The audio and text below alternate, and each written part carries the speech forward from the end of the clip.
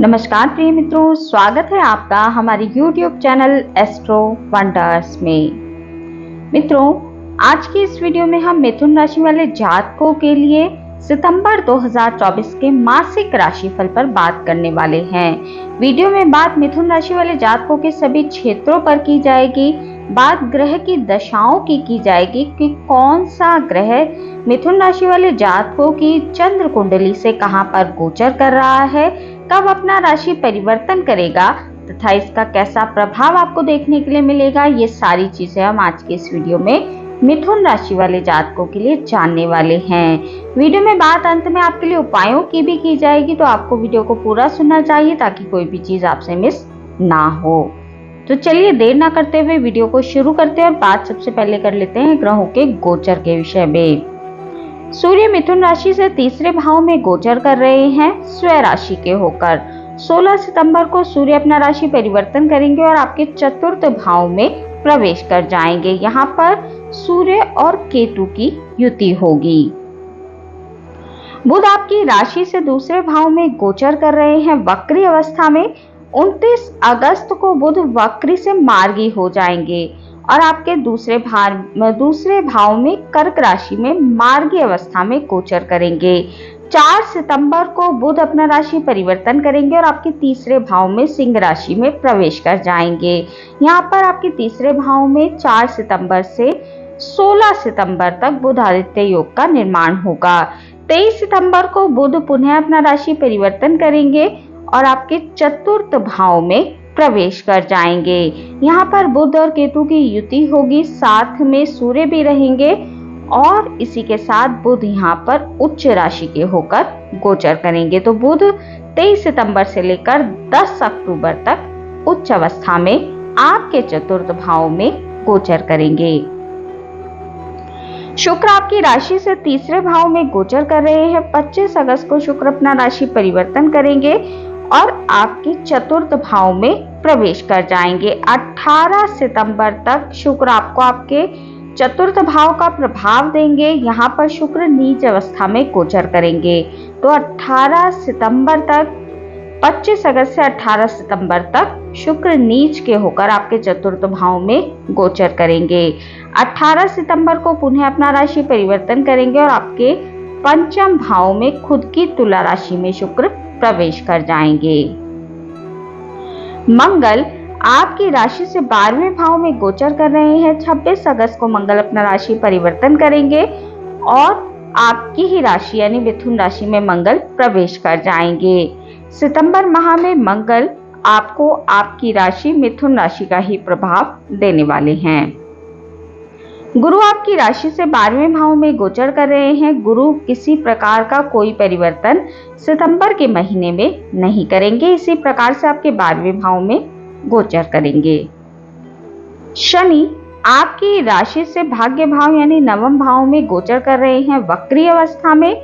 शनि इसी प्रकार से सितंबर के महीने में भी गोचर करेंगे, कोई परिवर्तन नहीं करेंगे। राहु आपकी राशि से दशम भाव में गोचर कर रहे हैं मीन राशि में। राहु भी कोई परिवर्तन सितंबर के महीने में नहीं करने वाले हैं। केतु आपकी राशि से चतुर्थ भाव में गोचर कर रहे हैं। केतु भी कोई परिवर्तन नहीं करेंगे।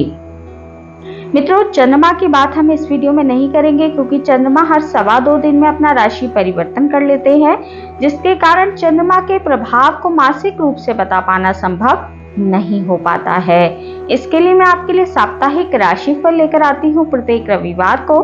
तो यदि आप चंद्रमा के प्रभाव को जानना चाहते हैं तो प्रत्येक रविवार को साप्ताहिक राशिफल को देख सकते हैं।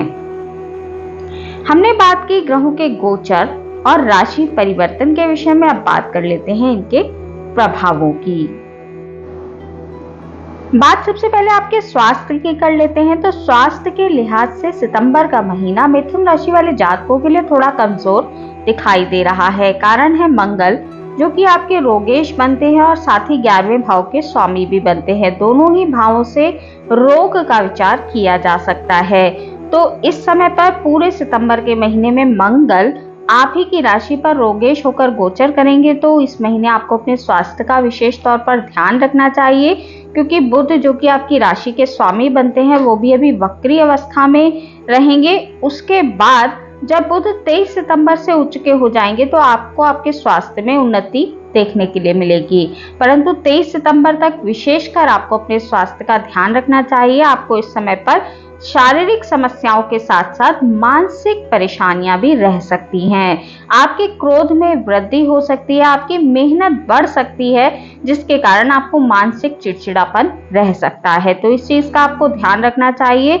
योगा आदि यदि आप करेंगे तो फिर आपको उसमें लाभ देखने के लिए मिलेगा। और जितना हो सके अपने गुस्से पर कंट्रोल करें और अपने स्वास्थ्य का ध्यान रखें। सितंबर का महीना स्वास्थ्य के लिहाज से कमजोर है। शिक्षा और करियर के विषय में यदि बात की जाए तो शिक्षा के लिहाज से, विद्यार्थियों के लिहाज से महीना थोड़ा सा कमजोर दिखाई दे रहा है। कारण है आपके पंचम भाव के स्वामी जो बनते हैं वो शुक्र बनते हैं, जो कि 18 सितंबर तक नीच अवस्था में गोचर करेंगे। 25 अगस्त से 18 सितंबर तक आपको आपकी शिक्षा के क्षेत्र में थोड़ी बाधाएं देखने के लिए मिल सकती हैं। तो आपको अपनी शिक्षा पर थोड़ा एक्स्ट्रा कंसंट्रेशन रखना चाहिए। विद्यार्थियों को इस समय पर अपनी शिक्षा में किसी प्रकार की लापरवाही नहीं बरतनी चाहिए, अन्यथा उसका आपको भविष्य में नुकसान देखने के लिए मिल सकता है। 18 सितंबर के बाद जब शुक्र अपनी ही राशि में आपके पंचम भाव में गोचर करेंगे तो फिर आपको शिक्षा के क्षेत्र में अच्छे परिणाम देखने के लिए मिलने वाले हैं। बहुत समय से अटके हुए कार्य, शिक्षा से जुड़े हुए जो भी कार्य थे, शिक्षा के क्षेत्र में जो भी आपकी गिरावट चल रही थी वो धीरे धीरे पूरी होने लगेगी और आपके सभी कार्य पटरी पर आते नजर आएंगे। परंतु 18 सितंबर तक का समय आपकी शिक्षा के क्षेत्र को कमजोर करता दिखाई दे रहा है। आपको इस समय पर विद्यार्थियों को विशेष रूप से सतर्क और सावधान रहने की आवश्यकता है। करियर में यदि आप कहीं पर इंटरव्यू आदि देना चाहते हैं, नौकरी के लिए अप्लाई कर रहे हैं, तो ये महीना आपको मिले जुले परिणाम देने वाला है। हालांकि बहुत सारे ग्रहों की दृष्टि इस महीने आपके दशम भाव पर होने वाली है। राहु पहले से ही आपके दशम भाव में गोचर कर रहे हैं। इस महीने 16 सितंबर से सूर्य, शुक्र और बुध भी आपके चतुर्थ भाव से आपके दशम पर दृष्टि डालेंगे। तो ये महीना जो है 16 सितंबर के बाद से आपको आपकी नौकरी के क्षेत्र में नौकरी लगने के लिए स्पेशली लाभ देता दिखाई दे रहा है। 16 सितंबर से लेकर 23 सितंबर तक का और 23 सितंबर के बाद 10 अक्टूबर तक का जो समय है वो आपको आपकी नौकरी में उन्नति, प्रमोशन, प्रगति और नौकरी लगने की स्थिति को दर्शा रहा है।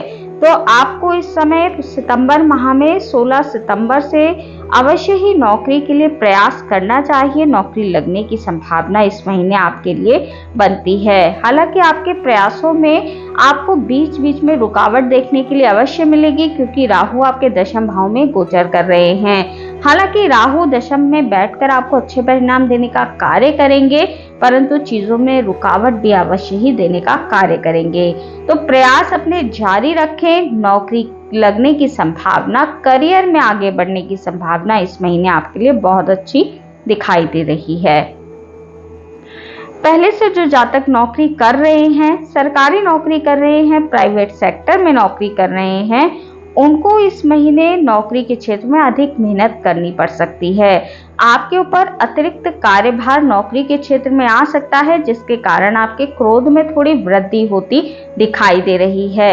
आप अपने बॉस के गुस्से का शिकार इस महीने बन सकते हैं, तो आपको अपने कार्य में किसी प्रकार की कोताही नहीं बरतनी चाहिए, अन्यथा आपको थोड़ी परेशानियां नौकरी के क्षेत्र में देखने के लिए मिल सकती हैं। नौकरी में थोड़ा संभल कर चलें, अपने टारगेट को समय पर पूरा करने का प्रयास करें। वहीं जो जातक सरकारी नौकरी कर रहे हैं उनके लिए कोई परेशानी होती दिखाई नहीं दे रही है। सरकारी नौकरी के क्षेत्र में आपको अच्छे परिणाम देखने के लिए मिलने वाले हैं। सरकारी नौकरी लगने की संभावना भी आपके लिए बनती है, क्योंकि सूर्य की दृष्टि जो है वो आपके चतुर्थ भाव पर पड़ने वाली है 16 सितंबर के बाद। तो सरकारी नौकरी लगने की संभावनाएं आपके लिए बनी हुई हैं। परंतु पहले से जो जातक प्राइवेट सेक्टर में नौकरी कर रहे हैं उनको थोड़ा सतर्क और सावधान इस महीने रहना चाहिए। आपके ऊपर अतिरिक्त वर्कलोड और थोड़ा प्रेशर देखने के लिए मिल सकता है, जिसके कारण आप स्वयं को थोड़ा चिड़चिड़ा महसूस करेंगे। तो थोड़ा सा ध्यान रखते हुए अपनी नौकरी के पक्ष को आपको इस महीने आगे लेकर जाना चाहिए।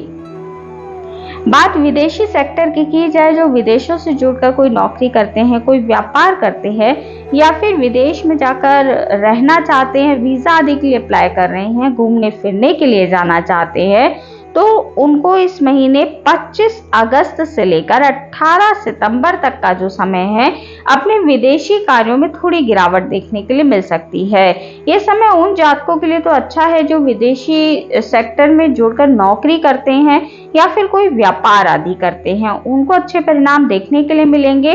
परंतु यदि आप विदेश घूमने फिरने के लिए जाना चाहते हैं, वीजा आदि के लिए अप्लाई कर रहे हैं, तो आपको 18 सितंबर के बाद के समय को चुनना चाहिए, तो आपके काम तीव्र गति से होते नजर आएंगे। व्यापारियों के लिए यदि बात की जाए इस महीने की, तो व्यापार का क्षेत्र आपका मिला जुला दिखाई दे रहा है। व्यापार के क्षेत्र में आपको ठीक ठाक परिणाम देखने के लिए मिलेंगे, कोई विशेष गिरावट देखने के लिए नहीं मिलेगी। परंतु यदि आप खुद का व्यापार करते हैं, उनको इस समय पर बहुत अधिक खर्चे अपने व्यापार के क्षेत्र में देखने के लिए मिल सकते हैं। कोई बड़ी डील के कारण आपको बहुत अधिक पैसा लगाना पड़ सकता है, तो व्यापारियों के लिए खर्चे बढ़ाने वाला समय ये चल रहा है। परंतु इस समय पर आपको अपने व्यापार के क्षेत्र में कोई भी डील थोड़ा सोच समझकर करनी चाहिए, अन्यथा आपको थोड़ी हानि उठानी पड़ सकती है। यदि आप डील को आगे पीछे पूरा सोच विचार कर करते हैं, तो फिर आपके लिए डील ठीक ठाक रहेगी, थोड़े खर्चों को बढ़ाने वाली साबित होगी। हो सकता है शुरू में आपको उसमें लाभ देखने के लिए ना मिले, परंतु जैसे जैसे समय परिवर्तित होगा, आपका व्यापार ठीक तरीके से चलने लगेगा। सितंबर का जो महीना है व्यापारियों के लिए ठीक ठाक है, कोई विशेष परेशानी उनके व्यापार में होती दिखाई नहीं दे रही है। आर्थिक पक्ष से यदि इस महीने को देखा जाए, तो आर्थिक लिहाज से महीना आपके लिए उत्तम है, क्योंकि आपके लाभेश मंगल बनते हैं, जो कि आप ही की राशि में पूरे सितंबर के माह में गोचर करने वाले हैं। साथ ही आपकी राशि के स्वामी बुध भी आपके धन भाव में गोचर कर रहे हैं, तो बुध भी आपको अच्छे परिणाम देने का कार्य करेंगे। हालांकि बुध 4 सितंबर को ही अपना राशि परिवर्तन करते हुए आपके तीसरे भाव में सूर्य के साथ युति करेंगे, तो ये स्थिति भी उत्तम है। सूर्य और बुध की युति को उत्तम माना जाता है। धन के लिहाज से महीना आपके लिए अच्छा है, धन आपके पास आता रहेगा। परंतु क्योंकि गुरु का गोचर आपके लिए 12वें भाव में इस समय पर बना हुआ है, जिसके कारण आपको थोड़े खर्चे भी इस समय पर देखने के लिए मिल सकते हैं। तो खर्चों को यदि आप कंट्रोल कर लेते हैं, छोटी छोटी चीजों में धन बचाने की आपको आवश्यकता है। बेवजह के खर्चे करने से इस समय पर आपको बचना चाहिए, अन्यथा आपको पता भी नहीं लगेगा कि धीरे धीरे कितना सारा धन आपका निकल गया। तो खर्चों को थोड़ा सा कंट्रोल करते हुए इस समय पर चले, और धन आपके पास इस महीने आता रहेगा, उसमें कोई विशेष परेशानी होती दिखाई नहीं दे रही है। आर्थिक लिहाज से महीना आपके लिए उत्तम है। बात उन लोगों की करें जो कोई भूमि, भवन या वाहन आदि खरीदना चाहते हैं, किसी प्रकार का घर में रेनोवेशन या आदि का कार्य कराना चाहते हैं, बहुत समय से इस चीज के लिए प्रयास कर रहे हैं, तो बुध इस महीने उच्च के होकर आपके चतुर्थ भाव में गोचर करेंगे, जो कि आपकी राशि के स्वामी भी बनते हैं। तो बुध की स्थिति आपके लिए इस महीने बहुत अच्छी बनने वाली है। 23 सितंबर के बाद यदि आप अपने घर में कोई रेनोवेशन आदि का कार्य कराना चाहते हैं, कोई भूमि, भवन आदि खरीदना चाहते हैं, बेचना चाहते हैं, इससे रिलेटेड कोई डील करना चाहते हैं, तो 23 सितंबर से लेकर 10 अक्टूबर तक का समय आपके लिए इस चीज के लिए काफी अधिक उत्तम है। नए घर में प्रवेश करना चाहते हैं तो उसके लिए भी ये समय बहुत अधिक उत्तम है, क्योंकि बुध उच्च के होकर आपके चतुर्थ भाव में गोचर करेंगे, तो आपको आंख बंद करके इस समय को चुनना चाहिए। 23 सितंबर से लेकर 10 अक्टूबर तक आपके भूमि, भवन, वाहन से रिलेटेड कार्य पूरे होते दिखाई दे रहे हैं। घर में रेनोवेशन आदि पर, घर के रंग रोगन पर भी आप इस समय पर खर्चा कर सकते हैं। पारिवारिक जीवन के विषय में यदि बात की जाए, तो पारिवारिक लिहाज से महीना आपके लिए ठीक ठाक है, कोई विशेष परेशानी पारिवारिक जीवन में होती दिखाई नहीं दे रही है। माता जी के स्वास्थ्य का थोड़ा सा ध्यान रख के आपको चलना चाहिए, क्योंकि राहु केतु का संबंध आपके चतुर्थ भाव में होने से आपके माता जी के स्वास्थ्य में थोड़ी गिरावट देखने के लिए मिल सकती है। अपने माता और पिताजी दोनों का ही स्वास्थ्य का ध्यान आपको रखते हुए चलना चाहिए। संतान के विषय में यदि बात की जाए तो संतान के लिहाज से महीना ठीक ठाक है, परंतु आपको इस महीने अपनी संतान से थोड़ी परेशानियां देखने के लिए मिल सकती हैं।